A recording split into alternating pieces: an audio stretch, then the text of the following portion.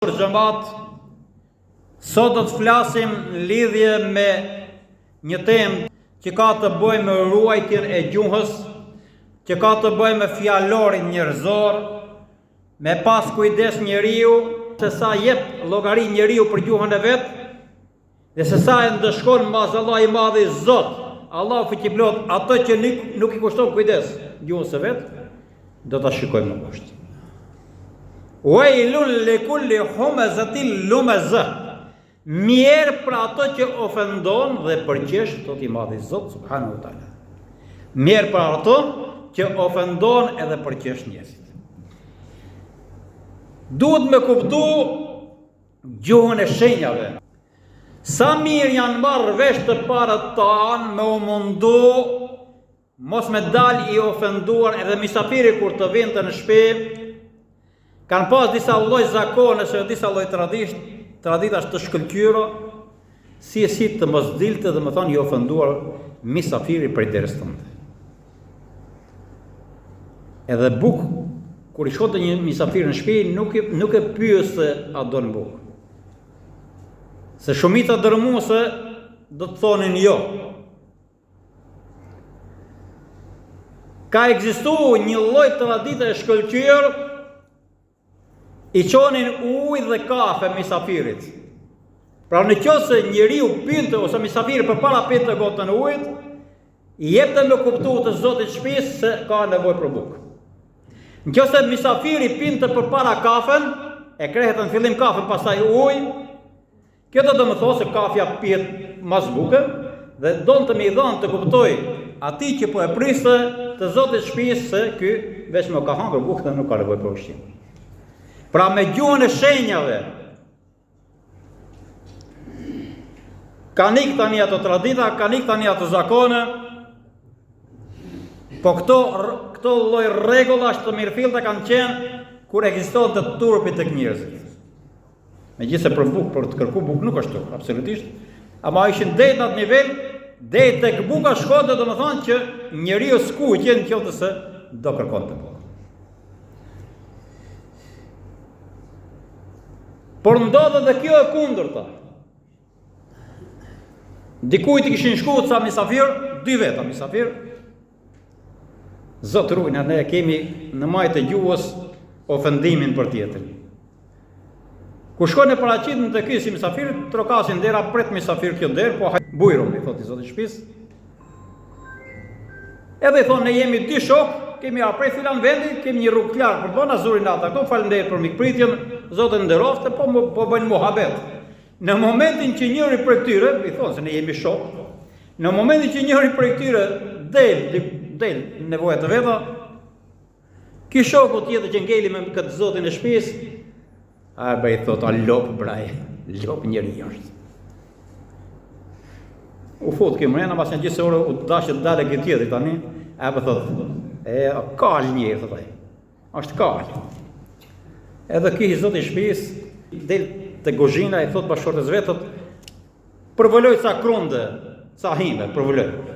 Po ku i qonë në burë, i dejon ku i qonë, përvoloj hime të atë punke.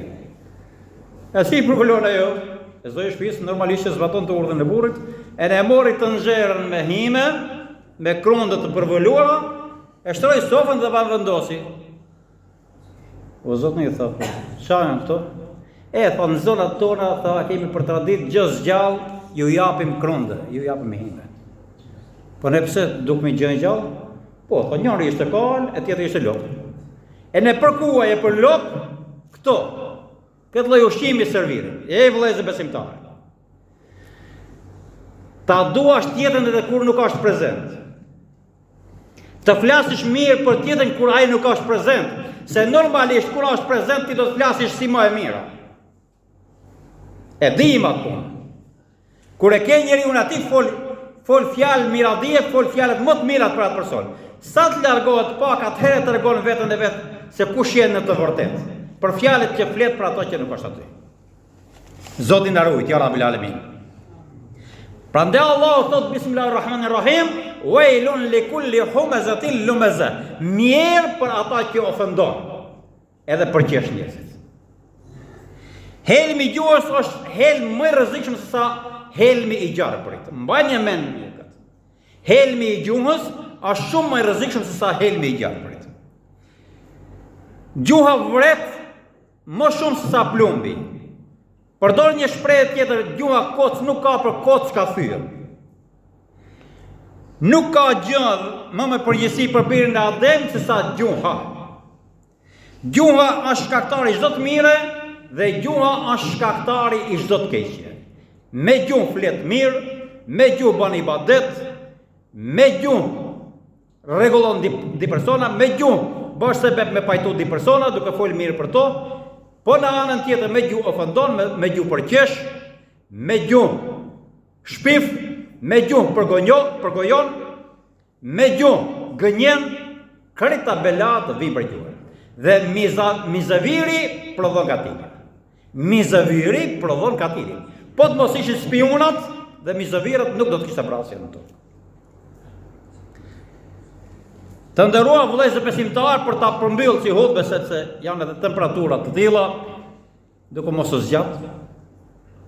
Të keni kujdes vallahi billahi, kur do të shkojmë në ahiret.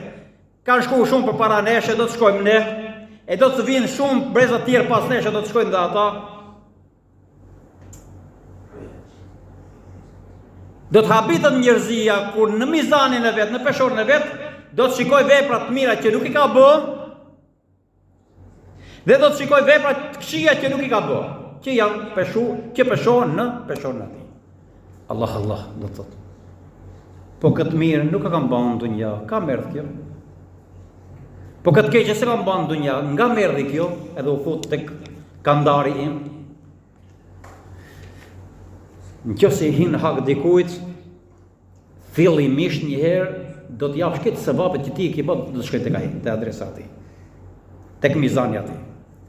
Nëse sosën të mira tuaj dhe nuk ja lan dot, ke me u kthime mart këshijat aty që ke bërë, do të vinë do të peshohen në mizanin tonë peshorën. Një vëlla pas ka marrë motrën e vetë dhe ka shku në haxhillëk. Nuk të marrë bashortën për t'i bajë qefin motrës. Merë motrën e vetë edhe shkoj në haxh. Në momentin që mbaron haxhi, i thot motrës e vetë, prit pak aty përpara, thot, të marrë një peshqesh një dhuratë për bashortën. Ka shumë kunata që s'duhen njëra me tjetrën. Diku ka fajin nusja, diku ka fajin kunata, është një problem i madh ky. Janë të ralla të kunatën që flasin mirë për nusën e vllajt, po them, ose nusja për kunatën. Zoti i drejtoft mund t'ja rabbil alamin. Edhe në momentin që vllai thot, pritën motër pak për jashtë të marrë një dhuratë për bashortën, ajo flet një fjalë të papërshtatshme. Jo se shkonin keq ato shkonin shumë mirë realisht, po i dolin nga goja një fjalë e papërshtatshme.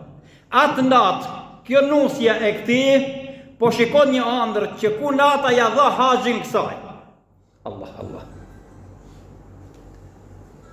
Me njerë më ndjesë shko tek hoxha, por hoxha ka shku burrit me kunatën time, me motrën e vetë në haxhillok, mbram mos të ditë kam pa në ëndër që haxhi asaj ka lejtë të kunë. Thaj motër, tha jo të pas ka përgoju. Edhe në shpina Allahut pas ka përgoju. Ku di gjë? Kur erdhën po ja tregon ëndrën motrës së burrit, thot o kunata ime, kur ke qenë në haxh, thot kam pa ëndër sikur haxhi jot edhe tek unë. Pyeta hoxhën, hoxha më tha që më ke përgoju atje në haxh. A thua për të bërkunat? Asa i shkon në lot dhe po, bërkunat. Me të vërtet kam përgoju.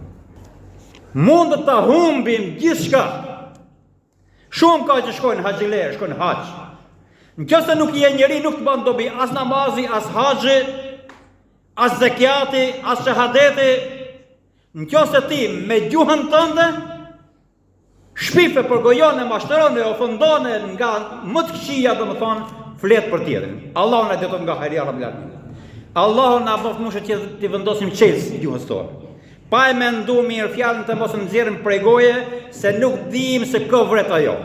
Zoti na dëton nga hajri, Allahu na bëf besimtar në fill ya rabbil alamin, e Allahu e drejtoft gjithë ummetin e Muhamedit sallallahu alaihi wasallam. Ela aina sanal kalami wa